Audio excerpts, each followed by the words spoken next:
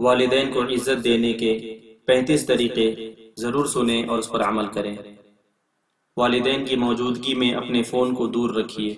ان کی باتوں کو توجہ سے سنیے، ان کی رائے کو مقدم رکھیے، ان کی گفتگو میں شامل رہیے، ان کو عزت سے دیکھیے،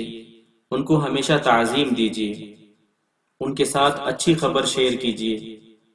ان کو بری خبر بتانے سے پرہیز کیجیے، ان کے دوستوں کے بارے میں اچھی باتیں کیجیے اور ان سے محبت رکھیے، ان کی گئی اچھی چیزوں کو اکثر یاد کرتے رہیں، ان کی دہرائی ہوئی باتوں کو اس طرح سنیے کہ گویا پہلی بار سن رہے ہوں۔ ماضی کی تلخ یادوں کو ان کے ساتھ کبھی نہ کیجیے، ان کی موجودگی میں کسی دوسری گفتگو سے پرہیز کیجیے، ان کے سامنے ادب سے بیٹھیے،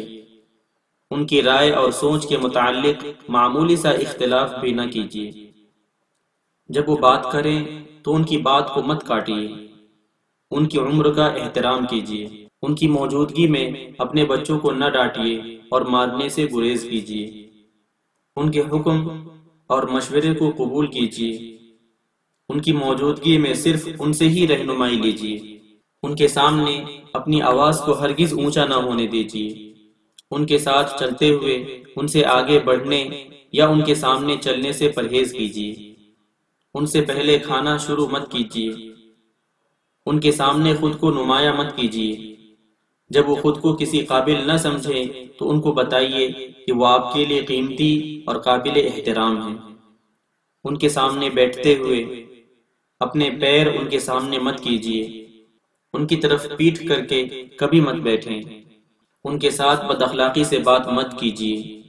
کوشش کیجیے کہ ان کو ہمیشہ اپنی دعاؤں میں شامل رکھیے،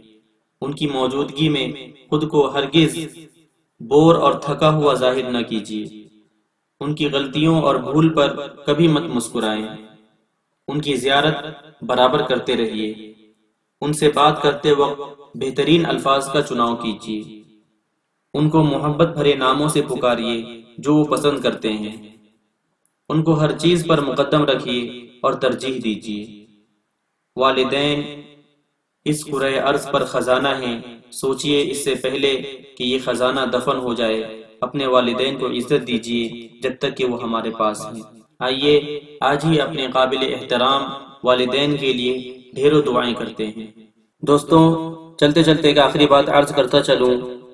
کہ اگر کوئی ایسی نایاب ویڈیو، قول، واقعہ، کہانی یا تحریر وغیرہ اچھی لگے تو سننے کے بعد مزید تھوڑی سی زحمت فرما کر اپنے دوستوں سے بھی شیئر کر لیا کیجیے۔ یقین کیجیے کہ اس میں آپ کا بمشکل ایک لمحہ صرف ہوگا، لیکن ہو سکتا ہے اس ایک لمحے کی اٹھائی ہوئی تکلیف سے آپ کی شیئر کردہ تحریر ہزاروں لوگوں کے لیے سبق آموز ثابت ہو۔ جزاک اللہ خیرا کثیرا۔